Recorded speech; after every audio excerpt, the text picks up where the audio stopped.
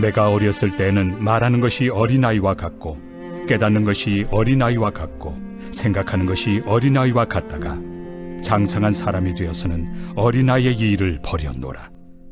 우리가 지금은 거울로 보는 것 같이 희미하나 그때는 얼굴과 얼굴을 대하여 볼 것이요 지금은 내가 부분적으로 아나 그때는 주께서 나를 아신 것 같이 내가 온전히 알리라. 그런즉 믿음, 소망, 사랑 이 세 가지는 항상 있을 것인데 그 중에 제일은 사랑이라. 오늘 본문을 좀 다시 한번 잘 살펴보시면서 우리가 오늘 나누어야 될 말씀을 좀 잘 정리하도록 하겠습니다. 11절 말씀 보게 되면 내가 어렸을 때에는, 하반절에 보게 되면 장성한 사람이 되어서는, 그러니까 어린아이와 장성한 사람을 대비하고 있어요. 그런데 이 말씀은 지금까지 사랑의 말씀을 쭉 나누고 있다가 그 사랑의 말씀을 나눌 때 그 사랑을 행하는 것도 어린아이의 사랑이 있고 장성한 사람의 사랑이 있다는 거예요. 그 다음에 12절에 보게 되면 또 뭐라고 말하냐면 이 앞에 있는 11절 이어받아서 어린아이와 같을 때에는 어린아이의 사랑을 가지고 있으면 거울로 보는 것 같이 희미하다. 근데 이 거울이 요즘은 여러분들에게 우리 거울은 꽉꽉 하는 게 다 드러나잖아요. 눈으로 본 것보다 더 잘 드러나는데 그 당시 거울은 어떤 거울은 청동 거울이에요. 청동 거울. 이 동에다 거울이기 때문에 이렇게 잘 보이지 않는다고요. 희미하게 보입니다. 그런데 온전한 사랑이 되면, 성숙한 사랑이 되면 이제 이게 눈에 보는 것처럼 볼 수가 있다. 그래서 그것이 희미하거나 그래서 이제 그것을 지금과 그때, 지금은 그렇게 부분적으로 보이지만 그때는 주님이 나를 아신 것 같이 볼 수가 있다. 온전한 사랑이 다 이루어진 사랑을 갖고 있으면 주의 마음을 가지고 모든 걸 다 이렇게 대할 수 있다는 거예요. 이렇게 정리하고 있습니다. 그래서 우리들에게 말하는 요점은 뭐냐면 사랑을, 내가 만약 예수의 사랑을 깨달았다. 구원받은 사랑을 내가 가지고 있다. 내가 사랑의 내가 어떤 의미를 내가 알았다. 그 자리에서 머물러서 안 된다는 겁니다. 어떻게 된다는 거예요? 그것이 성장해야 된다는 거예요. 자라야 된다는 겁니다. 장성한 사랑을 가지고 있어야 된다는 것입니다. 이것을 우리들에게 말하고 있어요. 그러니까 사랑도 점점 성숙해서 하나님이 하나님이 온전하신 같이 너도 온전하라. 하나님의 그 온전한 사랑도 내가 가져야 된다는 겁니다. 이런 말씀이 오늘 이 11절과 12절에 있는 말씀을 말하고 난 다음에 이제 이 사랑장의 마지막 다음 주에 보겠습니다만 그 사랑이 가장 위대하다. 이렇게 정리하면서 마치게 됩니다. 오늘 11절 말씀 다시 한번 천천히 한번 좀 여러분들 같이 읽어 말씀 봉독하도록 하겠습니다. 내가 어렸을 때에는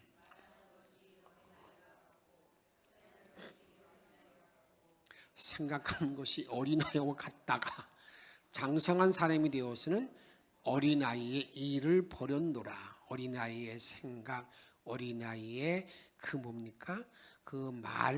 깨닫는 것을 다 버렸다는 겁니다. 장성한 사람이 다음에 12절 우리가 지금은 거울로 보는 것 같이 희미하나 그때에는 얼굴과 얼굴을 대하여 볼 것이요 지금은 부분적으로 아나 그때에는 주께서 나를 아신 것 같이 내가 온전히 알리라. 아멘. 저는 먼저 여러분을 축복합니다. 내가 예수님 믿고 사랑을 가지고 살아가는 사람들이에요. 그 사랑을 가지고 살아가면서 그 사랑이 어떤 때는 이렇게 어린아이의 신앙에 그냥 그 사랑에 머물러 가지고요 온통 다 어려움을, 그 사랑을, 어린아이의 신앙을 버리지 못해서, 사랑을 버리지 못해서 정말 어렵고 힘든 삶을 살아가는 분들이 많습니다. 저는 이 시간 여러분을 축복하는 것은 그 어린아이의 사랑을 완전히 벗어 던지고 장성한 사람의 사랑으로 우리 주님을 기쁘게 하고 나 만나는 모든 사람을 기쁘게 할 수 있는 성숙한 신앙인들이 다 되어지기를, 참 사랑을 가지고 살아가기를 주의 이름으로 축복합니다. 어린아이에게는 어린아이의 사고가 있어요. 어린아이의 행동이 있습니다. 어린아이가 어릴 때는 어린아이와 같이 말을 해야 되고 생각도 해야 되고 행동도 하는 것이 아름답습니다. 귀합니다. 그런데 어른이 되어서도요, 어린아이 같은 말, 어린아이 같은 생각, 어린아이 같은 그런 깨달음이 있을 때 여러분 어떻습니까? 정말 답답하죠. 어떤 데는 정말 유치한 거예요. 여러분 그것을 우리가 그런 모습들을 어른이 되어서도요 전혀 그 어린아이 같은 그런 생각, 말투를 가지고 있을 때 그 얼마나 유치한지 모른다 그 말입니다. 그래서 신앙의 최고, 사랑의 은사를 행하는 데에도 마찬가지예요. 어린아이 같은 사랑, 그런 것을 벗어 던지고 이제 장성한 사람의 사랑, 성숙한 사람의 사랑을 내가 행동에 옮겨야 그때부터 여러분들에게 예수 믿는 자들의 빛과 소금 역할을 감당할 수가 있다 그 말입니다. 내가 어린아이의 어떤 생각을 가지고 어린아이의 어떤 사고를 가지고 아무리 빛과 소금을 외쳐도요, 여러분 그게 정말 그 한 행동 자체가 뭐가 되느냐? 유치하게 되는 거예요. 우리가 이런 일을 기억하면서 오늘 말씀을 좀 잘 이해해야 됩니다. 오늘 본문 11절에 의하면 장성한 사람이 되어서는 한번 따라 합시다. 어린이의 일을 버렸노라. 어린아이의 일을 버렸다. 그래서 우리들에게 사랑의 성숙을 우리에게 말하고 있습니다.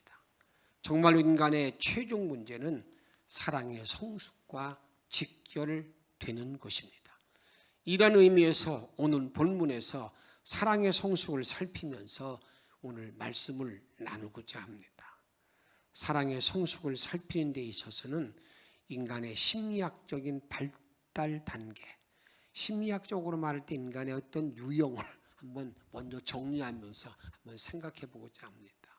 하나는요, 병원 침대의 모델, 병원 침대의 모델이 있습니다. 병원 침대의 모델은 뭐냐면, 병원에 입원해 가지고 마취된 사람이 병원 침대에 누워 있으면 어떻습니까? 자기가 어떻게 자기 의지대로 행하는 게 아니에요. 전부 다 수동적으로 행동에 옮겨지게 됩니다. 어떤 선택의 자유구나 어떤 그러한 상황이 주어지지 않습니다. 의사가 그냥 째는 데 있는 거고요. 간호사가 피를 뽑아가면 뽑아가는 대로 그대로 있고 자기 어떤 의지가 없어요. 이게 여러분들에게 병원 침대의 모델의 인간이라고 볼 수 있습니다. 또 어떤 모델이 있느냐? 유원지의 모델, 유원지의 모델입니다. 이건 어떤 거냐면 여러분들이 소풍 가는 그런 마음을 가지고 있는 사람이죠. 어릴 때 여러분들이 소풍 갈 때 보기에 얼마나 들떠 있습니까? 기대가 얼마나 큽니까?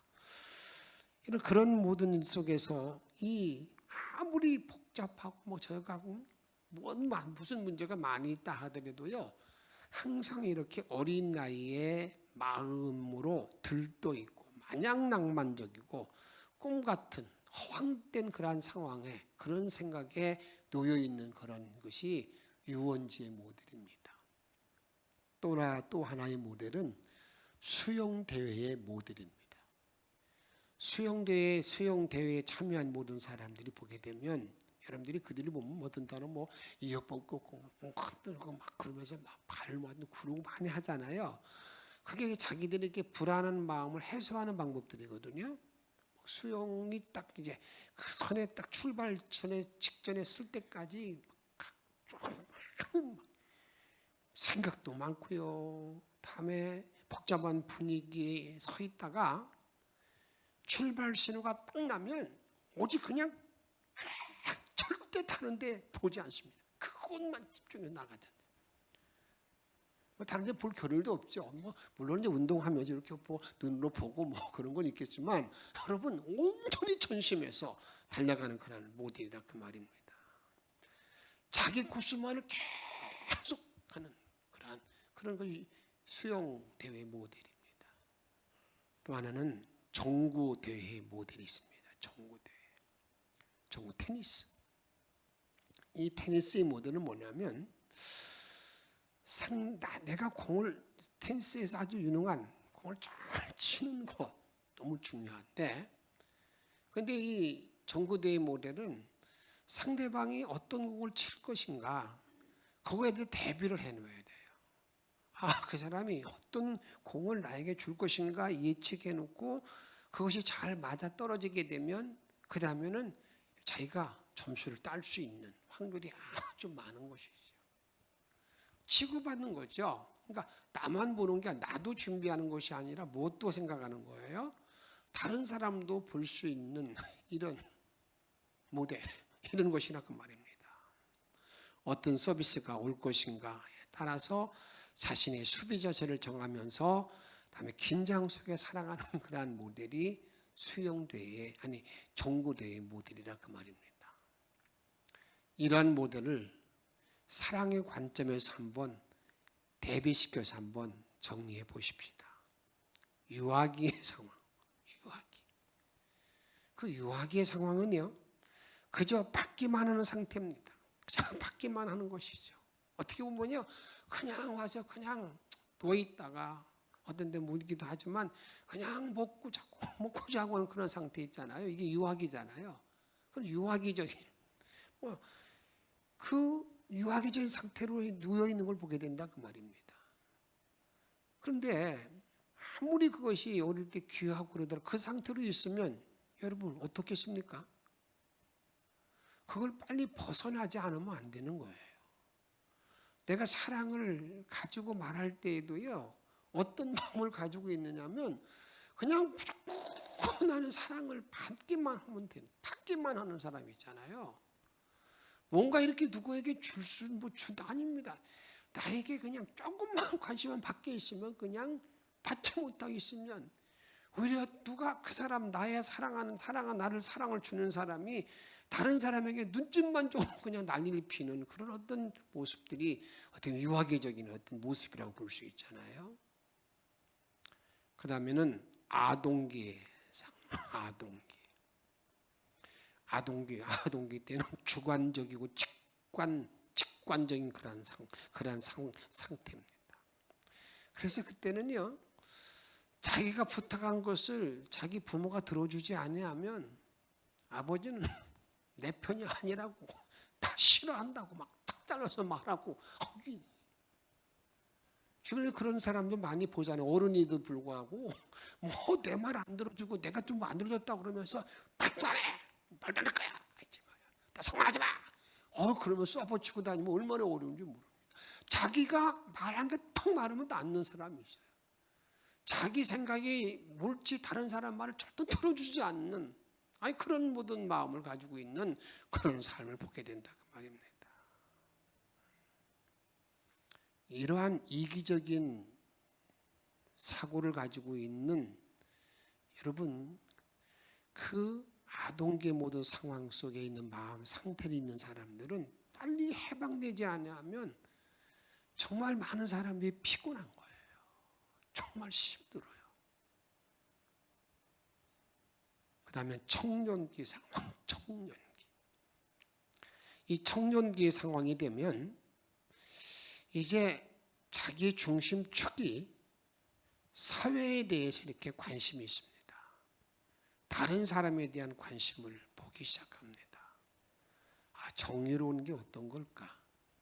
내가 이런 마음이 되면 내가 이 말하면 저 사람이 어떻게 받아들일까? 그런 마음을, 그런 생각을 가지고 움직이는 그런 상황이라고 말할 수가 있습니다. 이때는요, 자기만을 고집하지 않습니다. 자기만을. 어떻습니까? 이제 그러면서 이제는 그래서 이제 그때 정의를 실현하기 위해서 막 몸부림치기도 하고 이제 고민도 많이 하는 그런 때가 청년기 상황의 어떤 사랑의 모습으로 말할 수가 있습니다. 이게는 성숙한 어른의 상황입니다. 여기는 주고받는 종고 모델이죠. 주고받는. 내가 뭘 주기도 하고 받기도 하고 다른 사람 마음을 헤아리는 마음을 가지는 거예요. 내가 이런 말을 하고 난 다음에 역지사지의 마음을 가지고 그 사람 마음을 헤아리는 마음을 좀 갖는 거예요. 그냥 막 이 말을 쏟아내는 게 아니에요. 항상 이 말하면 어떻게 유익이 될까 아니 될까 이걸 한번 점검하고 그 성경은 뭐라고 말합니까? 입술에 파수꾼을 세우라고 재갈을 물리라고 하잖아요. 근데 이 재갈을 물리지 못하고 파수꾼을 세우지 못하고 나서 막 쏟아내고 야종에 가면은요 내가 무슨 일을 했는지도 모르는 그런 사람도 있지만 여러분 이 성숙한 어른의 모를 상황은 주기도 하고 받기도 하는 뭔가 깨달은 그런 어떤 상황입니다. 이런 모습으로 말할 수 있습니다. 김구의 그 자서전을 보면 이런 얘기가 나옵니다. 예전에는 뭐 부모들이 이렇게 자녀들을 종아리 때리는 일이 많았잖아요. 지금은 그런 일을 잘못하다가 때로는 고발도 해요. 양이 얼마나 이게 어려울 때가 당한지 모르잖아요. 그냥 정말 사랑한다고 해서 뭐 종아리 하나 때리고 뭐 하면 이제는 뭐 그걸 고발하는 이번에 누구도 뭐 자기 할머니를 고발해가지고 난리를 피는 그런 배우의 딸도 있더라고요. 근데 잘 보세요. 김구가 자기 어머니가 이리와 매를 때렸다고요. 그리고 난 다음에 이 아들이 우는데 너 이놈아 우느냐? 그러니까 이 김구가 대답하기를 어머니가 작년에 나를 때릴 때보다도 때리는 힘이 약해서 그걸 보다 마음이 안타깝다는 거예요. 엄마가 너무 이렇게 나이가 드셔서 이제는 약해지시는 모습을 보니까 내가 참 마음이 괴롭다고. 이런 마음이 여러분들에게 이렇게 다른 사람을 살피는 그런 마음, 이게 여러분들에게 성숙한 어른의 모습이라 그 말입니다. 루마니아의 산순교자 리차드 범브란트 목사님의 이야기입니다. 그분이 복음을 증거하다가 감옥에 갇히게 되었어요. 그런데 어느 날 그 경찰서죠. 경찰서에 어느 어린아이가 꽃다발을 가지고 그 경찰서를 방문했어요. 그 어린아이는 누구냐면 그 어린아이가 경찰관에게 꽃다발을 주면서 이렇게 말합니다. 오늘은 우리 아버지의 생일입니다. 난 항상 아버지께 이 꽃다발을 드렸는데 올해는 드릴 사람이 없는데 아버지가 항상 말씀할 때 원수를 사랑하라고 그랬습니다. 원수를 사랑하라고 했는데 사랑하라고 그 말씀을 그렇게 많이 말씀하시고 감옥에 계신데 그 감옥에 계신 아버지 대신에 당신에게 꽃다발을 드립니다. 그 경찰은 누구냐? 아버지를 경찰 감옥에 넣게 한 장본인이에요. 여러분 이런 모든 모습이 정말 성숙한 사랑의 모습이라 그 말이에요.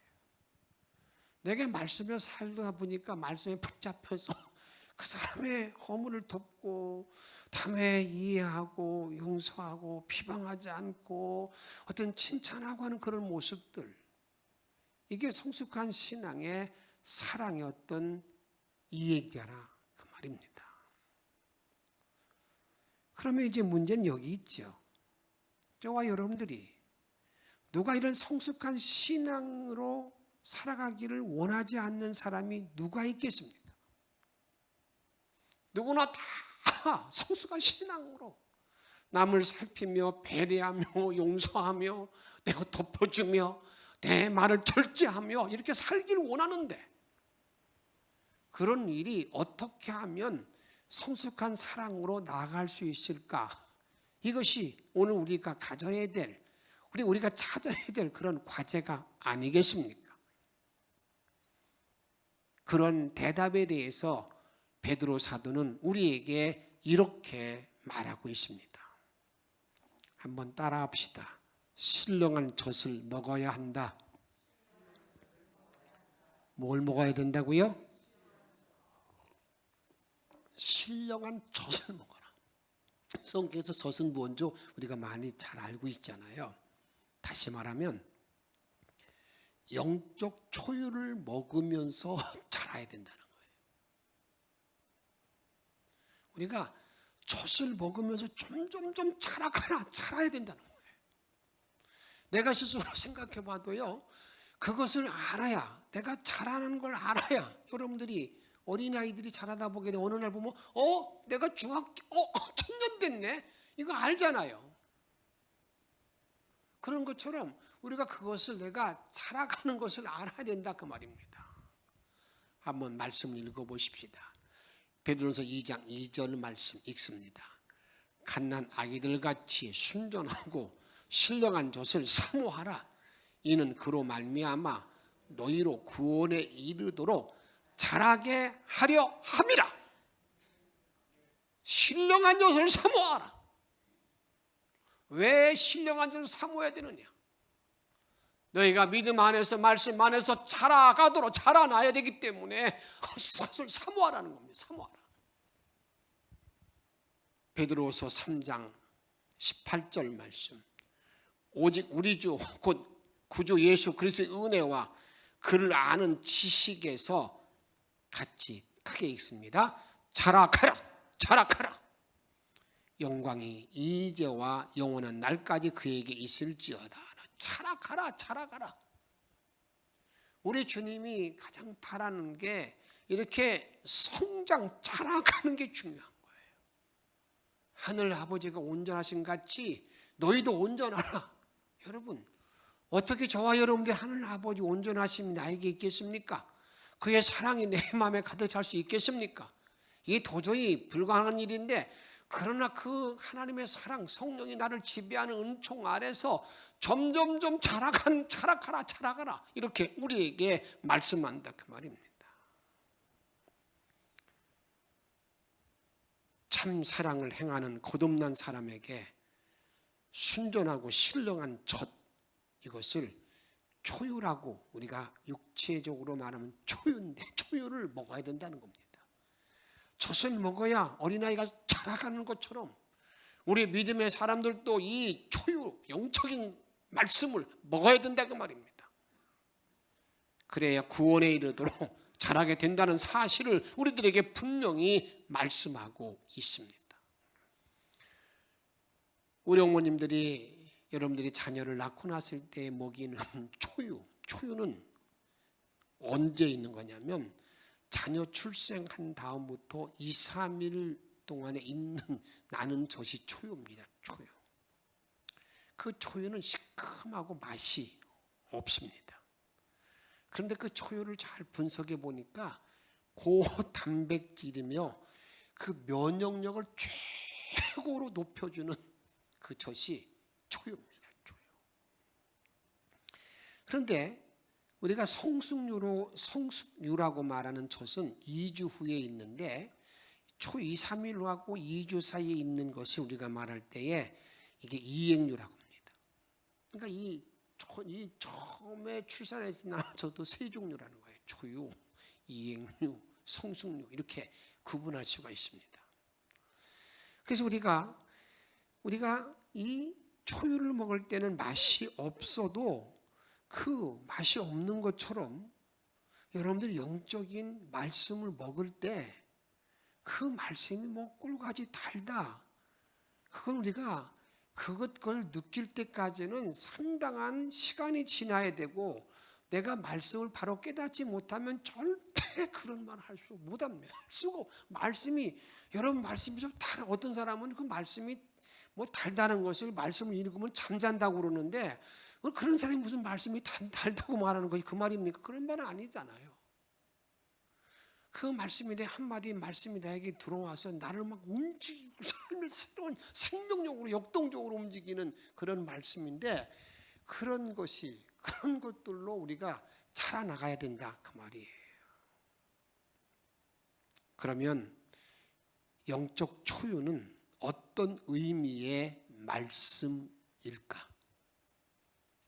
영적 초유는 어떤 말씀을 말하는 것일까? 그런 질문입니다. 영적 초유는요, 순전한 말씀을 먹어야 한다는 겁니다. 순전하다는 것은 허위나 가식이나 속임이 없는 거예요. 이게 그 말씀에 대해서 그 말씀 본래 성령이 그 말씀을 기록할 때에 우리에게 주어진 순수한 말씀, 이걸 말합니다. 여러분, 이것을 제가 창세기에 보게 되면 요셉이 여러분 포디발의 아내가 유혹하는데 그걸 뿌리치고 옷을 놓고 옷을 잡아 당기니까 벗어놓고 도망가지 않았습니까? 근데 그 일로 말미암아 여러분 참 그 여자는요, 자기가 일을 다 벌려놓고 모든 덤토기를 누구한테 씌웁니까? 이게 요셉에게 씌우잖아요. 이게 무섭습니다. 어느 사람 말하고도요, 다른 사람을 꽉 집어 씌우는 사람 많잖아요. 덮어 씌우는 사람들. 언젠가는 드러나지만 그렇게 아주 그냥 악랄한 모습들을 보게 된다. 이게 인간이에요. 그때 여러분 그 요셉이 보디발의 아내를 건드렸다고 그 여자가 자기 남편에게 말함을 통해서 감옥에 들어가잖아요. 감옥에 시중을 들고 또 감옥의 총무 역할을 감당하고 어느 날 애굽 왕의 장관 둘이 그 감옥에 들어왔어요. 같은 날 꿈을 꾸었습니다. 꿈을 꾸었어요. 그것도 꿈을 꿨는데 요셉이 가서 얼굴 보니까 안색이 좋지 않으니까 아니 무슨 일들이 있습니까? 왜 이렇게 안색이 좋지 않습니까? 그러니까 어디 꿈 얘기를 하는 거예요. 한 사람이 이렇게 이런 얘기하면 한 사람이 무슨 얘기하냐면 내가 꿈을 꾸었는데 그냥 성경 말씀 읽어보십시다. 그냥 창세기 40장 10절 말씀 읽습니다. 시작. 그 나무에 세 가지가 있고 싹이 다시 꽃이 피고 포도송이 익었고 11절 내 손에 바로의 전이 있기로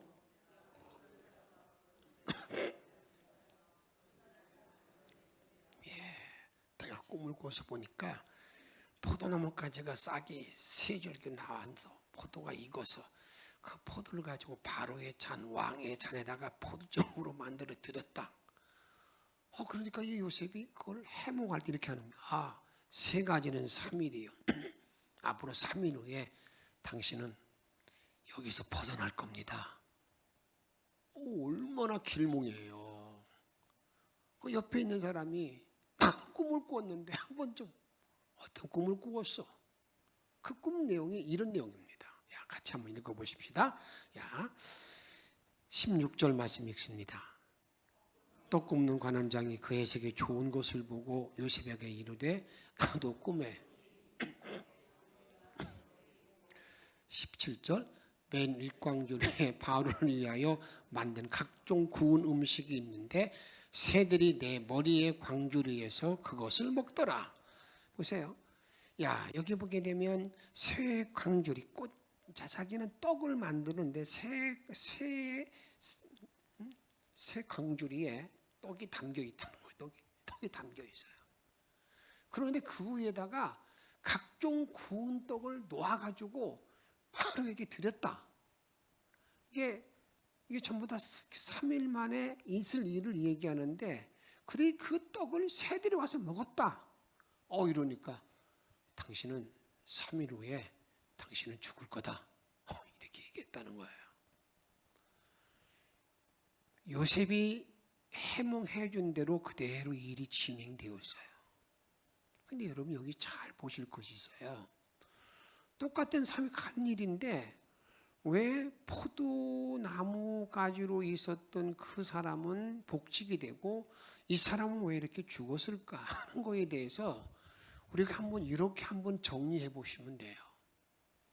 첫 번째 관원은 포도주를 드렸던 그 관원은요, 장관은요, 한 세 가지 가지의 포도가 열렸는데 다 이게 하나의 포도, 다 한 가지의 포도, 순수하잖아요. 포도 순수한 그것을 드림으로 말미암아 이 사람은 복지게 되었다고 살았어요. 그런데 여러분 그 다음 사람은 떡 굽는 관원장은요, 뭐냐 흰떡을 새 광줄에 담겨 있는데 거기에 구운 떡을 담아서 막 올려놨는데 새들이 먹었다는 거예요. 그럼 여러분 그건 뭘 말할까? 여러분 떡광주 흰떡이라는 것은 이게 순수한 떡이에요. 거기에 각종 구운 것은 뭘 담은 거예요? 내가 다 요리하고 뭐하고 다 해서 이렇게 왔다는 겁니다. 여러분 이게 순수하지 못한 떡을 우리들에게 상징하는 거예요. 저와 여러분들이 꼭 기억할 것은 뭘 알아야 되느냐? 고정 5장 8절에 보게 되면 이런 말씀이 있습니다. 이러므로 우리가 명절을 지키되 묵은 누룩으로 말고 악하고 악에 찬 누룩으로도 말고, 같이 읽습니다. 누룩이 없이 오직 순전함과 진실함의 떡으로 하자. 나와 여러분들이 하나님의 말씀을 먹을 때에 순전함과 진실한 말씀을 먹지 못하고 자꾸 감이 되고 더하고 생각을 포함해서 오는 그것을 먹으면 뭐 한다는 거예요? 사망이 죽음이라는 거예요. 그러게 저와 여러분들이 행해야 될 모든 일 가운데 정말 순전한 떡, 말씀을 사모하는 그 일, 젖을 사모하는 그런 자리에 나가야 된다 그 말입니다. 인간의 철학이나 사상, 생각이 들어간 음식을 먹으면 이게 선악과를 먹는 꿀과 같다 그 말이에요. 그래서 사망에 이른다 그 말입니다. 그래서 2장 8절 말씀 같이 한번 읽도록 하겠습니다. 누가 철학과 헛된 속임수로 너희를 사로잡을까 주의하라.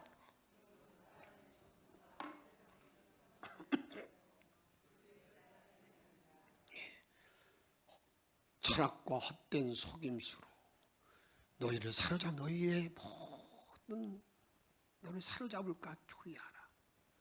여러분 그런 것들은 그리스도를 따름이 아니라는 거예요. 내가 예수를 따르지 아니하고 여러분 살아날 수 있는 사람이 있어요? 내가 정말 진심으로 예수를 따르지 아니하고 살 수 있는 사람이 있느냐 그 말이에요. 다음 두 번째로 여러분 영적 초유는 어떤 말씀일까? 영적인 말씀은 신령한 말씀입니다. 다시 말씀드리면 영을 살리는 말씀, 내 영을 살리는 말씀을 내가 먹어야 된다는 거예요. 내 영을 살리는 말씀. 문자가 아니라 그 속에 들어있는 뜻, 그리스도의 말씀을 먹어야 된다 그 말입니다. 이것을 예수님 이렇게 분명히 말합니다. 요한 6장 63절에 보게 되면 살리는 것은 영이니 육은 무익하니라. 내가 너에게 이른 말은 뭐라겠어요? 영이요 생명이라. 주님이 나에게 주신 그 순수한 말씀을 잘 먹어야, 거기서 주의 뜻을 내가 찾아야 내 영이 사는 것이지, 내가 자꾸 오염된 말씀, 세상에 가미된 말씀이 나를 살리지 못한다 그 말입니다. 여러분 그 말씀을 먹지 아니하면 내가 절대 성장할 수가 없어요. 물고기 형상을 가지고 있는 여러분 생물은요, 물고기처럼 살아야 됩니다. 새의 형상을 가지고 있는 조류는요, 새처럼 살아야 됩니다. 그런데 인간은요, 누구의 형상을 갖다 따랐어요? 하나님의 형상, 하나님의 형상.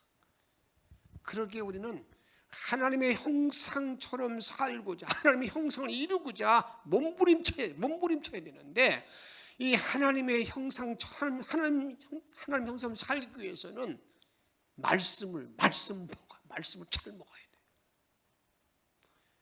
예레미야 15장 16절 말씀 읽도록 하겠습니다. 만군의 하나님 여호와시여, 나는 주의 이름으로 일컬음을 받은 자라. 내가 주의 말씀을 얻어먹었사오니 주의 말씀을 잘 얻어먹으면 어떤 일이 벌어지게 되는가? 주의 말씀은 내게 기쁨과 내 마음의 즐거움이다. 즐거움이다. 에스겔 3장 1절 말씀 보십니다. 또 그가 내게 이르시되 인자야 너는 발견하는 것을 먹으라 먹으라 먹으라. 말씀을 잘 먹는 좀 신령한 말씀을 먹어야 된다 그 말입니다. 그럼 이제 내가 어떠한 자세를 가지고 성숙한 사랑을 이루고 성숙한 사람의 길을 가기 위해 내가 할 일이 뭘까? 간단하게 제목만 말씀드릴 테니까 좀 잘 정리하세요. 제일 첫 번째는요, 말씀을 깨닫게 해달라고 기도해야 됩니다. 내가 기도하는데 정말 하나님의 말씀을 깨닫게 해주십시오. 깨닫게 해주십시오. 마태복음 13장 51절 말씀, 이 모든 것을 뭐하라고요? 깨달았느냐? 깨달았느냐? 말씀을 깨닫기 위해서 기도하는 거예요. 다음으로는요, 금보다 말씀을 사모하는 겁니다. 돈보다 말씀을 더 사모하는 거예요. 시편 19편 10절 말씀 읽습니다. 금 곧 많은 순금보다 더 사모할 것이며 돈보다 더 말씀을 사모하는 마음. 다음 하나는요, 물의 갈증, 목마름의 갈증보다도 더 사모하라는 거예요. 시편 42편 1절에 보게 되면 하나님이여 사슴이 시냇 물을 찾기에 갈급한 같이 내 영혼이 주를 찾기에 갈급하니이다.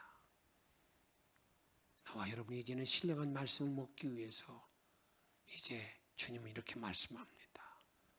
깨닫기 위해서 기도하라는, 말씀을 깨닫기 위해서, 그리고 말씀을 사모하라는 거예요. 그런 삶으로 내가 성숙한 신앙의, 성숙한 사랑의 길을 걸어가는 것, 이걸 요청하고 있는데 그 주님의 요청에 합당한 자의 삶을 살아가기를 주님 이름으로 축복합니다. 그런 삶을 살아가기를 바라는 마음으로, 말씀을 깨닫고 승리하기를 바라는 마음으로 241장 함께 찬양하도록 하겠습니다. 202장.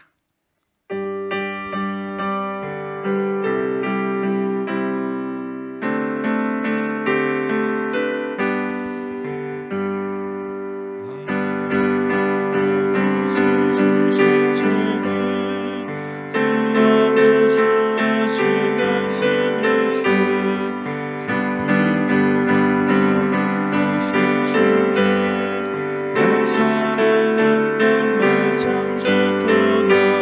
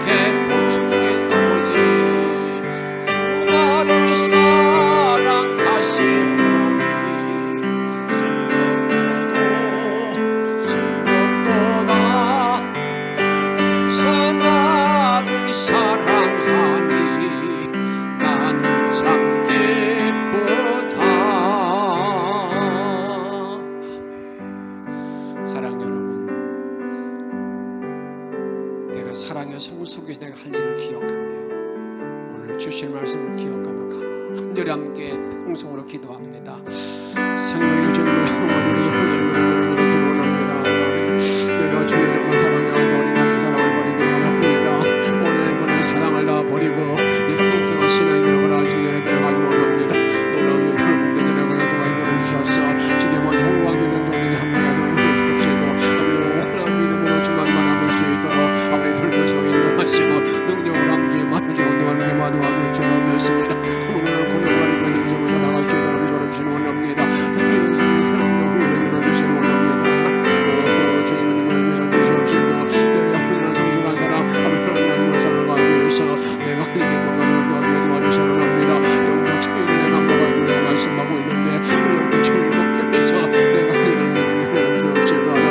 말씀을 깨닫게 해서 기도하는 자가 되기를 원합니다. 말씀을 깨닫게 해서 기도하는 자가 되기를 원합니다. 돈보다 말씀을 더 사랑하는 자가 들어가기를 원합니다. 오 하나님 도우시고 이거를 영광 나라 이거를 율절 넘으십니다. 아버지 능력으로 함께 말절 넘으십니다. 아버지 권능으로 함께 마도와 율절 넘으십니다. 자비로우신 아버지 앞에 흔들리 기도하고 없는 것은 능력이 아버지 도우시고 이거를 써서 아버지 믿음을 주시옵시고 아버지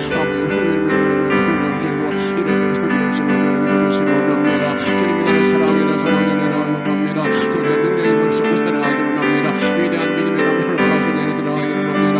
아버지 축복된 모든 삶을 살아가기를 원합니다. 아버지 능력이 모든 말씀을 들을 바라볼 수 있도록 아버지 들보시고 인도하시고 함께 임하여 주옵소서. 너는 큰 눈을 함께 주님을 바라보기를 원합니다.